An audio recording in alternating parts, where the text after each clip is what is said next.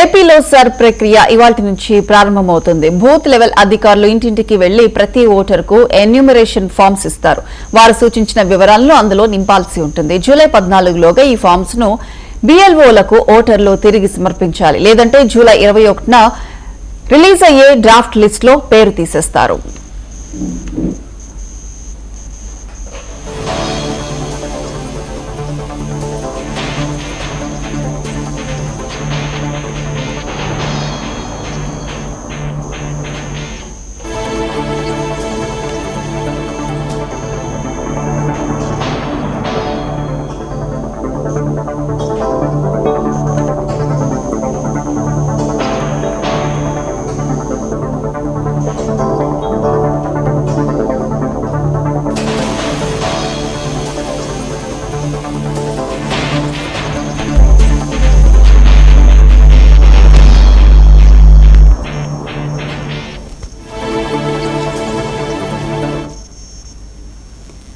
ఏపీలో సర్ ప్రక్రియ ఇవాల్టి నుంచి ప్రారంభమవుతోంది. బూత్ లెవెల్ అధికారులు ఇంటింటికి వెళ్లి ప్రతి ఓటరుకు ఎన్యూమరేషన్ ఫామ్స్ ఇస్తారు.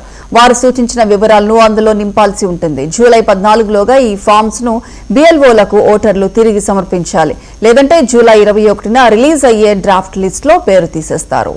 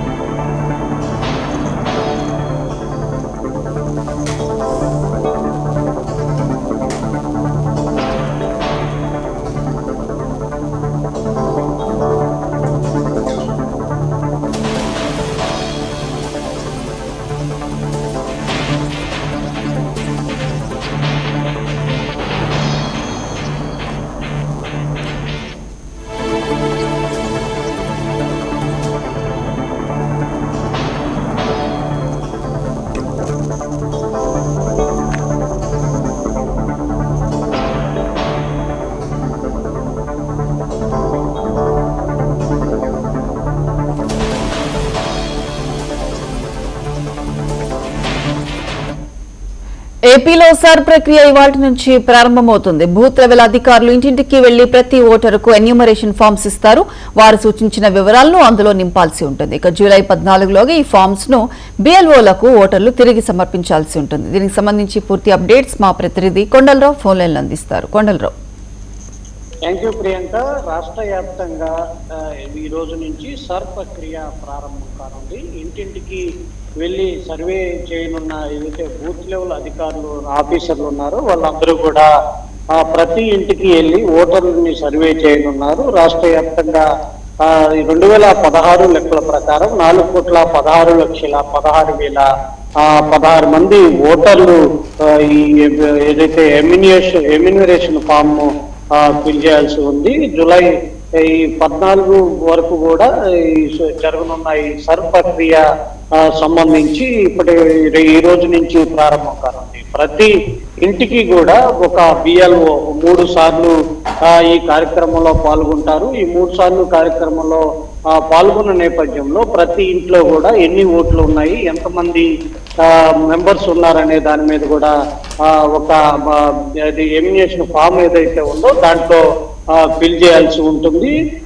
ప్రతి ఇంటికి 3 సార్లు వెళ్ళిన నేపథ్యంలో ఒకసారి వెళ్తే డోర్ లాక్కుంటే వాళ్ళ దగ్గరికి రెండోసారి వెళ్ళే ప్రక్రియ ఉంటుంది. తర్వాత మూడోసారి కూడా వెళ్ళిన ప్రక్రియ ఉంటుంది. 3 సార్లు కూడా ఆ ఓటర్ ఎవరైతే ఉన్నారో ఆ ఇంట్లో కంపల్సరీ ఉండాల్సి ఉంటుంది. లేని పక్షంలో ఆ ఓటు మాయమయ్యే పరిస్థితి ఉంది. ఓటర్లు కూడా అప్రమత్తంగా ఉండాలంటూ కూడా ఇప్పటికే రాజకీయ పార్టీలు, అటు తెలుగుదేశం పార్టీ కావచ్చు, జనసేన కావచ్చు, వైఎస్ఆర్సీపీ 3 పార్టీలు కూడా ఇప్పటికే పార్టీకి సంబంధించి బిఎల్ బూత్ లెవెల్ ఏజెంట్ ఎవరైతే ఉన్నారో ఆ ఏజెంట్ కు సంబంధించి కూడా ఇప్పటికే శిక్షణ కార్యక్రమాలు ఇవ్వటం జరిగింది. మరోవైపు ఎన్నికల ప్రక్రియకు సంబంధించి ఏదైతే బిఎల్ఓలు ఉన్నారో ఆ సర్వేకి సంబంధించి ఇంటింటికి వెళ్ళి అధికారులు ఇప్పటికే శిక్షణ ఇవ్వటం జరిగింది. దాదాపు 46,397 మంది బిఎల్ఓల్ని రాష్ట్ర ప్రభుత్వం, కేంద్ర ప్రభుత్వం నియమించడం జరిగింది. రాజకీయ పార్టీల తరఫున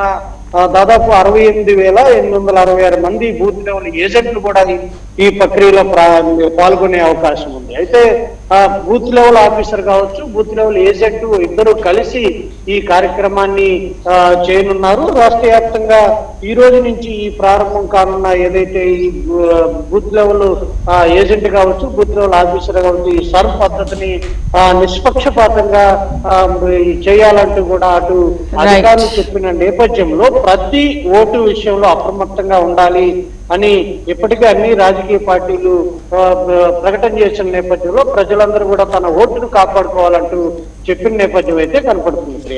రైట్ కొండలరావు, థ్యాంక్ యూ.